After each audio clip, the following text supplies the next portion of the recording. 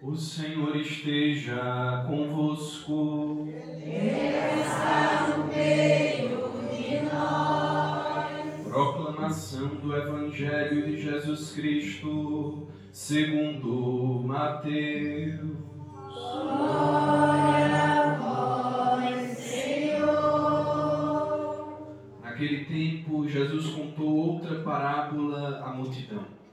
O reino dos céus é como um homem que semeou boa semente no seu campo. Enquanto todos dormiam, veio seu inimigo, semeou joio no meio do trigo e foi embora. Quando o trigo cresceu e as espigas começaram a se formar, apareceu também o joio. Os empregados foram procurar o dono e lhe disseram: Senhor, não semeaste boa semente no teu campo? De onde veio então o joio? O dono respondeu: Foi algum inimigo que fez isso. Os empregados lhe perguntaram: Queres que vamos arrancar o joio? O dono respondeu: Não, pode acontecer que arrancando o joio, arranqueis também o trigo. Deixai crescer um e outro até a colheita. E no tempo da colheita direi aos que cortam o trigo: Arrancai primeiro o joio e amarrai-o em feixes para ser queimado. Recolhei, porém, o trigo no meu celeiro. Palavra da salvação.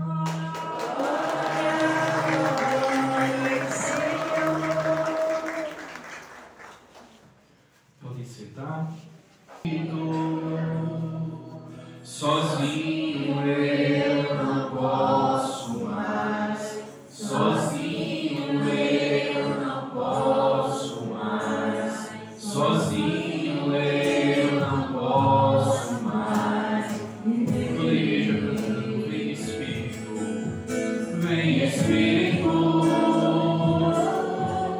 vem Espírito. Sozinho eu não posso mais. Sozinho eu não posso mais. Sozinho eu não posso mais. Sozinho eu não posso mais. Eu quero amar, eu quero ser aquilo que Deus quer. Eu quero amar, eu quero ser aquilo que Deus quer. Sozinho eu não posso mais. Sozinho eu não posso mais. Sozinho eu não posso mais. Agora só o povo de Deus cantando, solte sua voz. Eu quero amar, eu quero amar, Eu quero ser aquilo que Deus quer. sozinho eu não posso, sozinho. Sozinho eu não posso mais. Sozinho eu não posso mais. Sozinho eu não posso mais viver. Queridos irmãos e irmãs, que alegria nós estarmos juntos em comunidade de fé. Nós acabamos de ouvir a santa palavra de Deus, a liturgia do 16º domingo do tempo comum.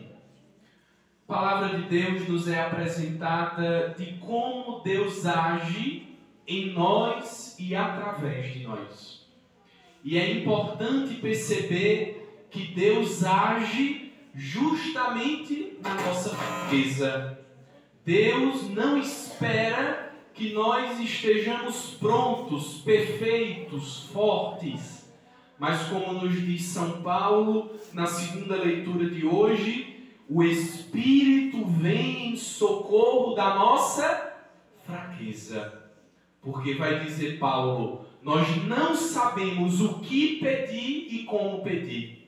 Porque nós somos limitados, nós somos pecadores, nós somos fracos, não temos a capacidade, muitas vezes, de discernir aquilo que é bom para nós. Por isso que Paulo, e também aquilo que nós acabamos de cantar, nos apresenta: sozinho eu não posso mais. A experiência de fé, a experiência cristã não é uma experiência solitária.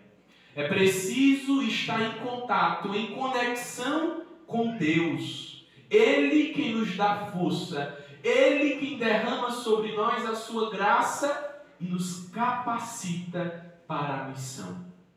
Aqueles que muitas vezes pensam que já estão prontos, o próprio apóstolo Paulo já falou. Aquele que está de pé, tenha cuidado para não cair. Porque, meus irmãos e minhas irmãs, nós não somos donos da nossa vida. Nós não somos senhores do nosso destino. A nossa vida, a nossa missão, a nossa família pertence a Deus. Por isso que nós devemos sempre recorrer, como sempre recorremos, ao Espírito Santo. Porque é Ele, terceira pessoa da Santíssima Trindade, que nos dá força, que nos auxilia. Ele é a alma da igreja. Por isso que Ele é capaz de penetrar o mais íntimo dos nossos corações, para saber então qual é a intenção de Deus para cada um de nós. Não existe fé cristã, não existe igreja sem a presença do Espírito Santo. Podem perceber que todos os sacramentos que nós celebramos, nós pedimos a invocação do Espírito Santo de Deus. Porque Ele é capaz de transformar, Ele é capaz de modificar aquilo que em nós é pecado, aquilo que em nós habita o homem velho, a mulher velha, e transformar dentro de nós em novos seres humanos. É isso que nós iremos realizar daqui a pouco na vida dessas 3 crianças que serão batizadas.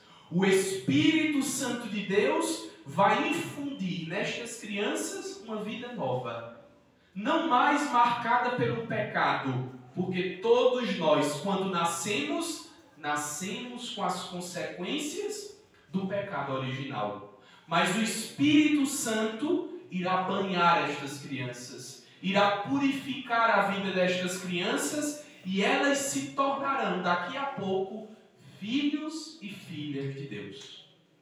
Mas para isso é necessário pedir, clamar o Espírito Santo de Deus. Não existe auto-sacramento na igreja. Estas crianças, veja que coisa interessante, não podem se auto-batizar. Elas mesmas pegarem água e se batizarem. Pode acontecer isso? Não.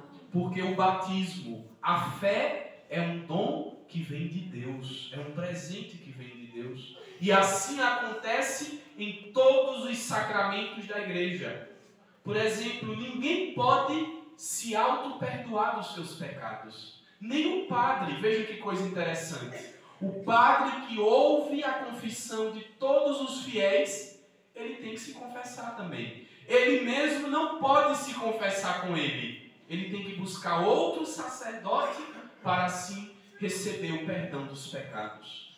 Todos os sacramentos é a presença do Espírito Santo em nós. É o Espírito que age em nós. Isso, minhas irmãs, meus irmãos, nos diz algo muito importante para a nossa fé. Deus, Ele não está sentado no trono dos céus de braços cruzados. Ele não olha para nós e diz assim, se virem, agora é com vocês. Não.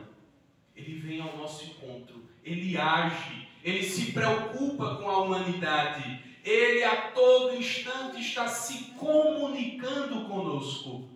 Por isso que nosso Senhor Jesus Cristo, no Evangelho de hoje, contando mais uma parábola sobre o reino dos céus, diz: o reino de Deus é como um homem que semeou boa semente no seu campo.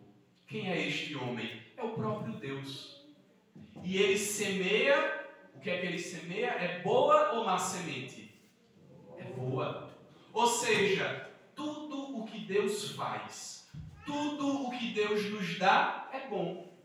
Em Deus não existe maldade. Em Deus não existe ódio, violência. Em Deus e aquilo que vem dele só há bondade. Por isso que a vida que Deus nos deu é bom ou mal? É boa.